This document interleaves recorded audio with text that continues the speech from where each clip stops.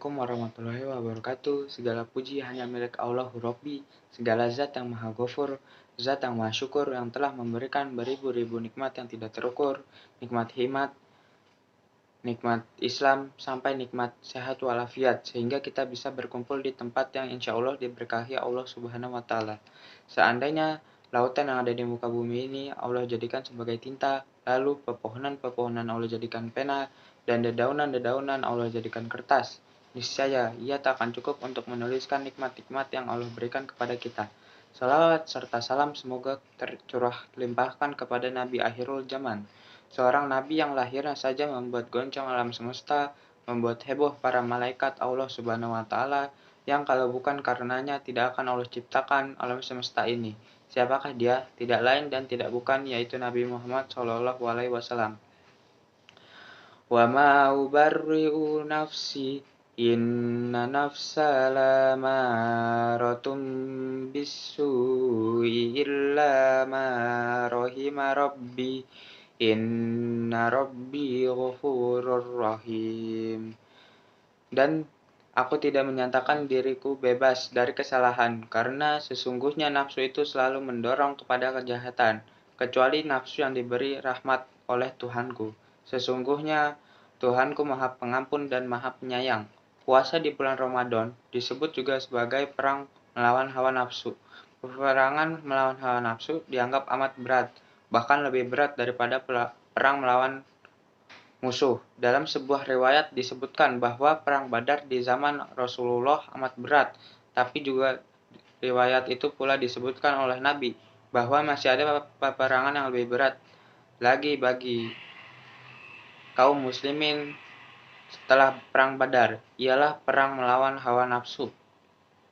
Setiap orang memiliki nafsu, dan nafsu itu ternyata menjadi bagian dari diri seseorang. Oleh karena itu, perang melawan hawa nafsu menjadi benar-benar amat sulit dan berat. Oleh karena musuh itu tidak kelihatan, tidak tampak, dan bahkan tidak dirasakan, seseorang tidak selalu mengetahui dan menyadari bahwa dirinya sedang memiliki musuh.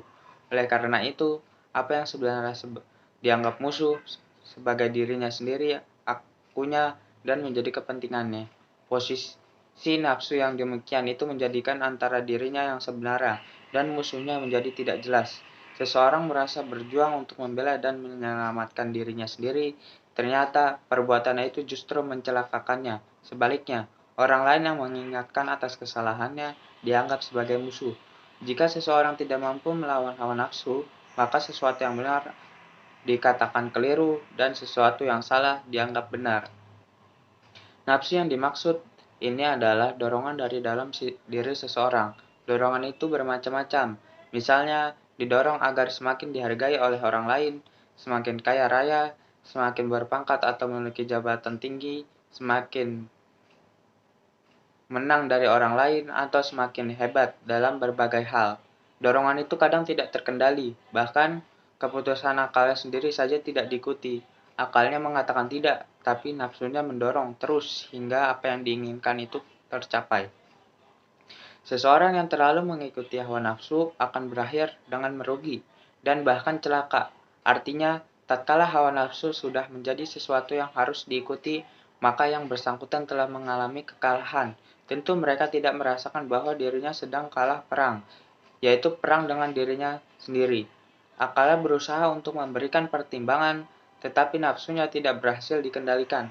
Oleh karena akal tidak mencukupi itu, maka sebenarnya Tuhan telah memberikan piranti lain, yaitu agama. Puasa adalah ajaran yang datang dari Allah agar dilaksanakan sebaik-baiknya. Melalui kegiatan puasa agar seseorang mampu menahan diri dari mengikuti hawa nafsu itu.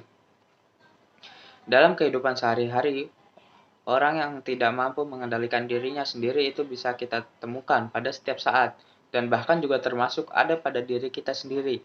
Seseorang sudah dikaruniai jabatan, kekayaan, kehormatan, dan lain-lain, namun ternyata masih bernafsu, menambah yang lebih tinggi, berbagai usaha tanpa mengenal lelah diusahakan hingga menempuh jalan yang tidak seharusnya dilalui. Untuk memenuhi dorongan nafsu yang terlalu kuat itu, seseorang berani menempuh cara-cara yang tidak patut, seperti misalnya harus memanipulasi, menyogok, korupsi, dan lain-lain. Setelah berpuasa sebulan diri atau melawan hawa nafsu itulah sebabnya tidak semua orang berpuasa mendapatkan hakikat yang sebenarnya dari kegiatan itu.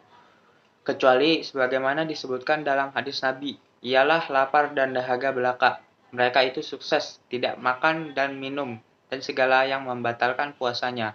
Tetapi sebenarnya masih gagal atau tidak mampu mengalahkan hawa nafsunya. Setelah selesai menjalankan puasa di bulan Ramadan, maka artinya seseorang telah dilatih untuk menjaga hatinya dan pikirannya, dan juga jasmaninya agar memiliki ketahanan dan tidak terlalu mengikuti hawa nafsu. Puasa itu sendiri secara fisik, sebagaimana yang telah kita jalani selama sebulan, tidak terlalu berat, namun ada yang lebih berat dari sekedar menahan lapar dan dahaga itu, berarti mengendalikan hawa nafsu. Kita semua berharap agar ibadah yang baru saja dilaksanakan itu berhasil dan diterima oleh Allah Subhanahu wa taala hingga memperoleh derajat takwa.